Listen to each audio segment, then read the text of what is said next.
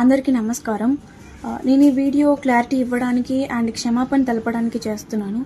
నేను పోస్ట్ చేసిన video viral అయ్యాక తెలిసింది అది కరెక్ట్ కాదు అని. యాక్చువల్లీ మా డాగ్కి 12 years అండి. దానికి ట్యూమర్ సర్జరీ అయింది. అది రికవరీ అవ్వాలని నేను నా అమ్మని మొక్కుకున్నాను. సో అది రికవరీ అయింది, నడుస్తుంది. సో ఆ మొక్కు చెల్లించాలని మా డాగ్ని బంగారం తూకం వేయడం జరిగింది. సో అది నేను ప్రేమతో భక్తితో మాత్రమే చేశాను. నేను ఏం ఉద్దేశించి ఎవరిని కించపరచాలని చేయలేదు. మన మేడారం జాతర సాంప్రదాయం ప్రకారం, గిరిజనుల ఆచారాల ప్రకారం అది తప్పు అని నేను ఇప్పుడే తెలుసుకున్నాను.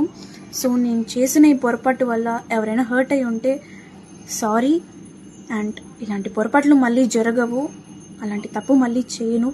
నేను మన సాంప్రదాయాన్ని ఎప్పుడు గౌరవిస్తూనే ఉంటాను. ఈ విషయాన్ని ఇక్కడితో ముగించాలని మిమ్మల్ని అందరినీ సిన్సియర్గా కోరుతున్నాను. అందరికీ నమస్కారం.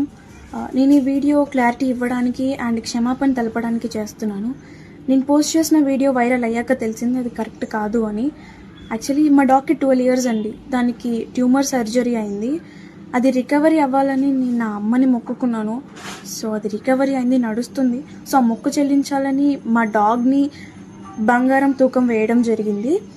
సో అది నేను ప్రేమతో భక్తితో మాత్రమే చేశాను. నేను ఏం ఉద్దేశించి ఎవరిని కించపరచాలని చేయలేదు.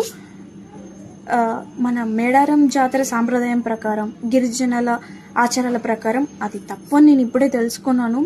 సో నేను చేసిన ఈ పొరపాటు వల్ల ఎవరైనా హర్ట్ అయి ఉంటే సారీ. అండ్ ఇలాంటి పొరపాట్లు మళ్ళీ జరగవు, అలాంటి తప్పు మళ్ళీ చేయను. నేను మన సాంప్రదాయాన్ని ఎప్పుడు గౌరవిస్తూనే ఉంటాను. ఈ విషయాన్ని ఇక్కడితో ముగించాలని మిమ్మల్ని అందరినీ సిన్సియర్గా కోరుతున్నాను.